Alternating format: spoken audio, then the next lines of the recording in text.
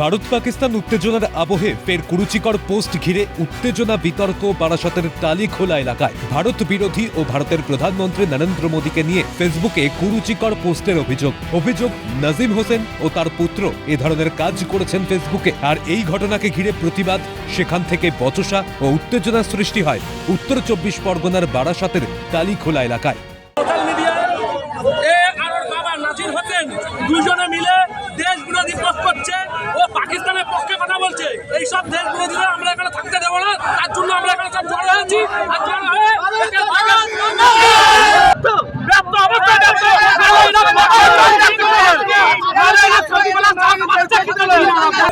যে ধরনের পোস্ট করেছে আমাদের ভারত বিরোধী হিসাবে সে কাজ করছে এবং সে সন্ত্রাসবাদী এবং উগ্রপন্থী হিসাবে সে কাজ করে যাচ্ছে। আমাদের বারাসতে টেনে নিয়ে আসছে যে উগ্রপন্থী হিসাবে, আমাদের বারাসতে এনে একটা উগ্রপন্থী হিসাবে এখানে একটা গন্ডগোলের সৃষ্টি করতে চাই।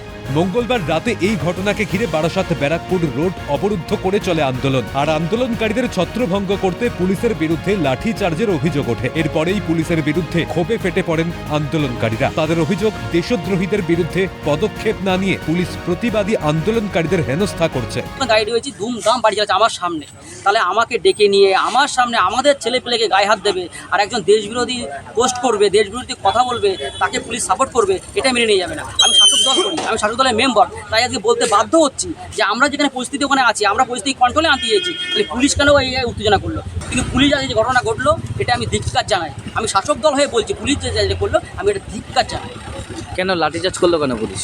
পুলিশ ওখানে একটাই বক্তব্য ছিল যে ওই ছেলেটা ভারত মাতা জয় বলুক, বলছে না ভারত মাতা জয় বলো না, আমাকে নিয়ে যাবো, বলছে না একবারই ভারত মাতা জয় বলতে হবে। প্রসঙ্গত দিন কয়েক আগে সোশ্যাল মিডিয়ায় ভারত বিরোধী স্লোগান দেওয়ার কারণে এক যুবককে কান ধরে উঠবোস করিয়ে শাস্তি দিয়ে পুলিশের হাতে তুলে দেয় বিজেপি। ঘটনা বাঁকুড়ার বড়জোড়া বাজার এলাকার। ধৃতের বিরুদ্ধে ভারতীয় ন্যায় সংহিতার একাধিক ধারায় মামলা রুজুও করা হয়। তারপর ফের এই ধরনের ঘটনা বারাসতে। স্বাভাবিকভাবেই ভারত পাক সংঘর্ষের আবহে দেশের অভ্যন্তরে এমন ঘটনায় বাড়ছে উদ্বেগ। অপু শীলের রিপোর্ট, ক্যালকাটা নিউজ।